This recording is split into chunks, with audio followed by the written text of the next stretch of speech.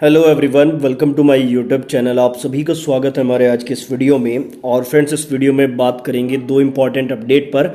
दो अलग अलग जोन का जो अपडेट आया उसके बारे में आपको बताऊंगा। देखो, डीवी में जो अटेंडेंस परसेंटेज है वो कहीं पे ज़्यादा कहीं पे कम रह सकता है, उसके बारे में छोटा सा एक एनालिसिस आपको करके दूंगा। और कहीं ना कहीं देखने में आ रहा है कि एनटीपीसी से ज़्यादा जो स्टूडेंट है वो ग्रुप डी को प्रेफर कर रहे हैं। मतलब एनटीपीसी में जो एब्सेंट परसेंटेज है वो ग्रुप डी से ज़्यादा है। ठीक है, तो पूरा एनालिसिस आपको देता हूँ इस वीडियो में। मेक श्योर कि आप वीडियो कंप्लीट देखें। चैनल पर नए हो तो चैनल को सब्सक्राइब करके बेल आइकन को जरूर प्रेस कर लेना, ताकि रेलवे और ग्रुप डी से जुड़ी पल पल की अपडेट आपको मिलती रहे। तो फ्रेंड्स, पहले हम इस अपडेट की बात कर लेते हैं जो नॉर्दर्न रेलवे यानी कि चंडीगढ़ जोन की तरफ से सामने आया है। देखो, यहाँ पर बताया गया है नोटिस नंबर 5 डेटेड 6/3/2023, यानी कि 6 तारीख का ये नोटिस है, 6 मार्च का, regarding document verification for recruitment of various post of level 1। ठीक है, पहले पॉइंट में इन्होंने बेसिक डिटेल बताई है, एग्जाम वगैरह कब से कब तक लिया था वो सारी चीज़ें बताई हैं। दूसरा पॉइंट इंपॉर्टेंट है, इन्होंने कहा है accordingly document verification of shortlisted candidate is schedule from 13 February to 15 March. तो आपको पता है कि यहाँ पे 13 फरवरी से लेकर 15 मार्च तक जो डीवी है वो शेड्यूल किया गया था। कहाँ पे हो रहा है वो आपको पता है, अंबाला, दिल्ली, फिरोजपुर, लखनऊ और मुरादाबाद। तो इसी के रिगार्डिंग यहाँ पर अपडेट है।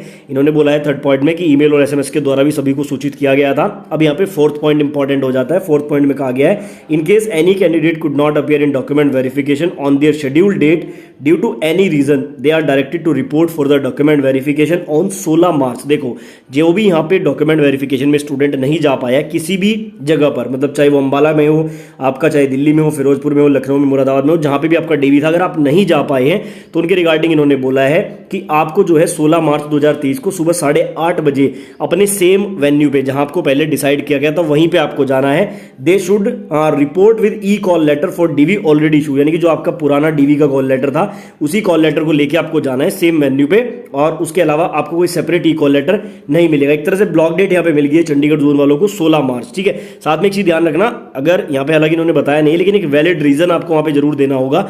कोई भी मेडिकल कंडीशन अगर आपके साथ हुई है, कोई अदर एग्जाम आपका था, तो उसका एडमिट कार्ड वगैरह लेके जाना और यहाँ पे जाके आप अपना डीवी करा सकते हो। ठीक है, बाकी नीचे नॉर्मल सी बातें लिखी गई हैं। ये वाला नोटिस नॉर्दर्न रेलवे की वेबसाइट पे आज ही आया है। तो ये पहला अपडेट था। अब चलिए दूसरे अपडेट की हम लोग बात कर लेते हैं। तो दूसरा जो अपडेट है ये आपके ग्रुप डी और एनटीपीसी के अटेंडेंस के रिगार्डिंग है। मैं पहले यहाँ पे एनटीपीसी का रेफरेंस लेके आपको बताऊंगा। सिकंदराबाद की जो ऑफिशियल वेबसाइट है वहां पे एक नोटिस यहाँ पे आया है 7 तारीख की डेट में एनटीपीसी का लेवल 3 के लिए। देखो, यहाँ पर ये नोटिस जब आप डाउनलोड करोगे तो ये वाला इंटरफेस, मतलब ये नोटिस सामने आपके आ जाएगा। यहाँ पर इन्होंने क्या बोला है, सिकंदराबाद की तरफ से भी बेसिकली ब्लॉक डेट दी गई है और यहाँ पे भी जो है 13 मार्च की इन्होंने ब्लॉक डेट दी कि जो एब्सेंट हुए थे। लेकिन हमारा मुद्दा ये नहीं है, मुद्दा ये है कि कितने स्टूडेंट एब्सेंट हुए थे। देखो, टोटल 89 स्टूडेंट जो है ना वो लेवल 3 के एनटीपीसी में, ठीक है, मैं यहाँ पे लिख देता हूँ, लेवल 3 एनटीपीसी में आपके 89 कैंडिडेट्स एब्सेंट हुए हैं। ठीक है, अब एक बात यहाँ पे देखते हैं कि कितने परसेंट ये बनता है। तो देखो, अगर मैं बात करता हूँ यहाँ पर सिकंदराबाद की एनटीपीसी की लेवल 3 की पोस्ट की, तो टोटल यहाँ पर जो पोस्ट है वो आपकी 630 के अराउंड है। और जो यहाँ पे डीवी के लिए स्टूडेंट को बुलाया गया था वो अराउंड 530 स्टूडेंट को बुलाया गया था। अभी इन 530 में से यहाँ पे 89 स्टूडेंट एब्सेंट हुए हैं। अगर इसको परसेंटेज में निकालते हैं तो ये 16.8% निकलेगा। ठीक है ना।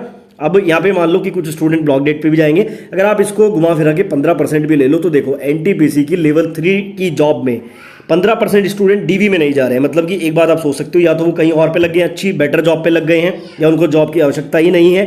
ठीक है, कुछ भी रीजन हो सकता है, लेकिन 15% स्टूडेंट एक बड़ा नंबर बनता है। अब जब हम इसको ग्रुप डी से कंपेयर करते हैं तो ये पटना वाला जो नोटिस है, ठीक है ना, मैंने मॉर्निंग वाली वीडियो में भी आपको बताया था, टोटल यहाँ पे 128 कैंडिडेट जो है वो ग्रुप डी में एब्सेंट हो रहे हैं। और अगर इसको हम परसेंटेज में निकालते हैं पटना की ओवरऑल वैकेंसी में, तो देखो पटना में जो वैकेंसी है वो 3563 टोटल वैकेंसी है, और जिनमें से 3529 स्टूडेंट को जो है डीवी के लिए बुलाया गया था, और इसमें से ये आप कह सकते हैं कि 128 स्टूडेंट एब्सेंट हुए हैं। तो अगर इसको परसेंटेज में देखा जाए तो ये 3.6% निकलता है। ठीक है, अगर कुछ स्टूडेंट फिर भी चले जाते हैं तो 3% के अराउंड मान लो कि यहाँ पे केवल 3% एब्सेंट हो रहे हैं और एनटीपीसी में 15% एब्सेंट हो रहे हैं। अब इसके पीछे की क्या कहानी है, ऐसा क्या है कि लोग एनटीपीसी में ज्वाइन नहीं करना चाह रहे, ग्रुप डी में कर रहे हैं? तो मैं आपको बताता हूँ। देखो, एनटीपीसी का जो हमने यहाँ पे देखा है वो सिकंदराबाद का डाटा है, ठीक है ना, और ये जो हम यहाँ पे पटना का देख रहे हैं ग्रुप डी का, ये हमारा पटना का डाटा है। ठीक है, अब थोड़ा सा होगा क्या कि ग्रुप डी में भी कुछ जोन ऐसे होंगे जहाँ पे 20% तक भी जाएगा, मतलब कि एब्सेंट और रिजेक्शन को मिला के 20 to 25% तक भी सीट्स जाएंगी वैकेंट।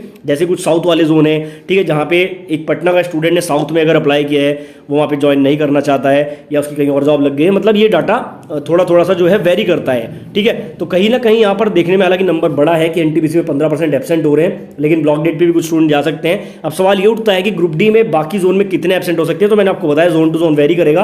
कुछ जोन ऐसे भी होंगे जहाँ पे ओवरऑल 20 to 25% जो है एब्सेंट और रिजेक्शन के बाद आपको सीट्स खाली देखने को मिलेंगी। तो सेकंड डी भी आना तो तय है सभी 16 आरआरसी में। ग्रुप डी के रिगार्डिंग मैं बोल रहा हूँ, तो बिल्कुल आप लोग निश्चिंत रहें, जो भी बाउंड्री मार्क्स पर है उनका सिलेक्शन जरूर होगा। बाकी आपकी इस बारे में जो भी राय है, विचार है, आप मुझे कमेंट बॉक्स में जरूर बताएं।